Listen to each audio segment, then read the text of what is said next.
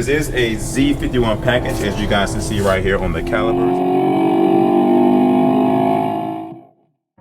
Howdy folks, you on the C8 Gonna Speed 252 show. Scroll over to the right, click that subscribe button, and join this awesome community. What's up guys, welcome back to the channel. Welcome back to another episode of C8 Gonna Speed 252. My name is Clarence. Is this your first time stopping by? I love everything about YouTube. I love you guys for just being supportive and always watching my videos. If you have not had the opportunity to hit that subscribe button yet, please do so. Go anywhere on your tablet, your screen, your telephone, whatever, hit that subscribe button. Hit that bell notification right beside it so you get an alert anytime a video comes out.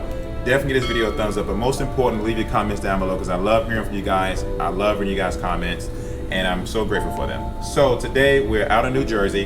As you guys can see, right beside me is a C8 Corvette. If this is your C8 Corvette, leave your comment down below because you might be watching this video at some point in the future. And I'm so grateful to get the opportunity to record your car on top of this one as well.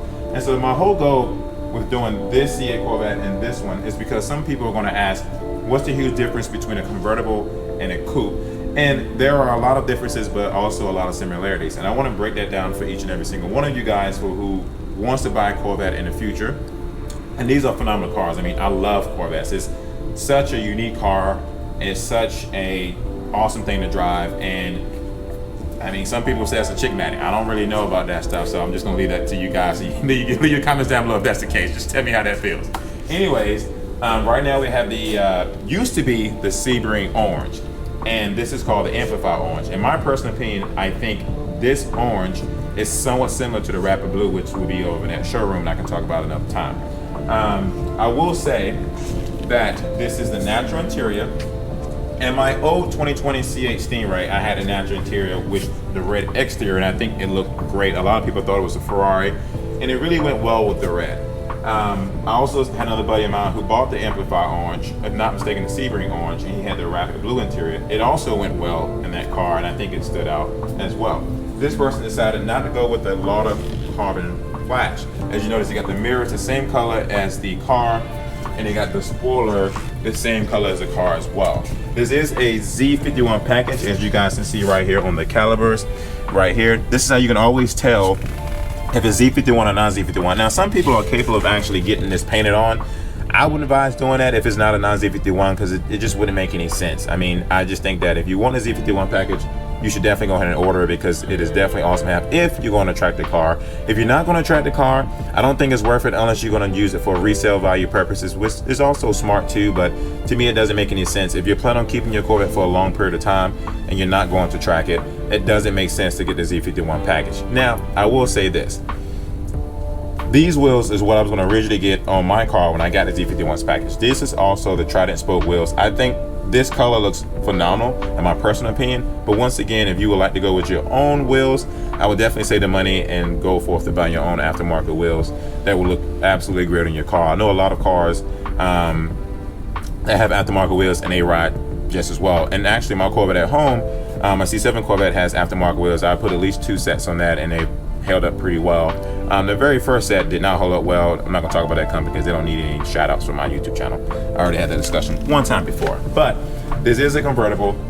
And I do like the Z51 wing because it kind of blends in with this car. Now, if it was black, it would stand out a little bit more. The Z51 wing is something that I almost got on my first Stingray, and it just wasn't my thing, and I decided to go with the high wing, which I was actually the first person on YouTube to have a high wing for my Z51 Stingray at that time. So it was really nice to see that car come around the corner. Now I want to compare it to the car next to us. This is a coupe, and this also has a Z51 wing. This also has a Z51 package, and man, I'm obsessed with these yellow calipers. I really like how these yellow calipers pop next to this white. Now, the one thing I want to show that's different is you can tell this person decided to go with the stock wheels. Now, the stock wheels, these are standard. You don't have to pay any extra money for them. Once again, these wheels are $1,300. If I was this customer right here, I would have actually got these stock wheels as well because I would have replaced them with aftermarket wheels that would have stood out a little bit better. Now, I don't know if this customer is going to go with aftermarket wheels at some point, but it was definitely smarter of them to get these type of wheels so eventually they can upgrade to a set of wheels that they like. But this is a Z51 package, and you notice that both of these are Z51s. Both of these have the sport tires on them, so it'll be easy for them to go to the track right away without having to replace the tires, or they can actually put slicks on them if they are interested in doing that. The one thing that I do like that you cannot get with the convertible is obviously you get a chance to look at the engine bay. The engine bay back here is definitely something unique for kids. Now, my Coupe that I had originally, I enjoy looking at the engine bay. It was something unique, something different. I never owned a car that had the motor in the back where kids can be really excited to see. But over time, it became a butt to keep this joker clean. I mean, it was really, when I was on a go and things like that, I just didn't have time to clean it. It was a lot of work to keep the engine area clean. Now I know there's products where you can kind of cover these up as well, keep a lot of water from sinking in, so that way you don't have to worry about cleaning it. But in my area where I'm from, pollen season will make you go to work on something like this. And so for me personally, I decided to go to convertible. And I actually like the convertible because I'm enjoying being able to ride in the car with my partner and maybe roll down the windows and roll the top back if I don't have to actually get out. And there's been a few times where I drove with the top off and got caught in the rain, and it was a pain in the butt to get out of the car, take the top out, put the top on, get back in the car, and it was just a lot. Whereas with the convertible, if you're driving anything less than 34 miles per hour, you're actually able to put the top down, slow down a little bit, put the top down, put the top back up, however it works for you. If you, like I said, you live in California, Florida, the convertible it will be perfect for you because you can actually do that all given times. What I do like about this white car is that they actually did the separation of the carbon flash here, carbon flash in the mirrors, carbon flash in the spoiler to kind of break the car up, whereas this customer decided to go with the entire car being Amplify orange, which doesn't break it up. They have a little bit of carbon flash here, but I would have liked it if they did carbon flash here, carbon flash there, but once again, this isn't my car, so they're allowed to do what they wanted. That's the whole point of being able to own this Corvette, because you can customize it however you like. With this vehicle, they decided to go with the black interior. They went with the GT2 seats. Actually, I don't know if you'll be able to see it because the whole interior is actually dark and it looked like it has tinted windows even though it doesn't. They got white stitching, and like I said before, they have the black mirrors. Both of these have the front splitter on the front, which I'm assuming at some point, most customers actually change those out. These are the plastic sheet front splitters that Chevrolet gives them off the showroom floor. And it works for temporarily, but I think at some point you'll want to upgrade to carbon flash yourself to make it look a little bit better and to match the accent pieces for your personal preference.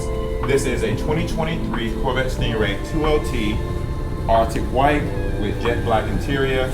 As we all know, this is a 6.2 liter V8 engine, dual clutch. This customer paid $84,000 out the door for this car, and I think $84,000 at MSRP for this spec is really phenomenal. You're getting a heck of a car, a really clean car. That price sticker is not in that car, so I can't really tell you how much that one costs, but I do know that it's going to be more than this one because one is it is convertible, two, they have GT2 seats, three, they have Trident spoke wheels, and just those things alone is going to cost you more. On top of this Amplify orange is going to cost you an extra $500, just like if you get the Accelerate yellow, things like that, that would actually cost you extra $500 as well.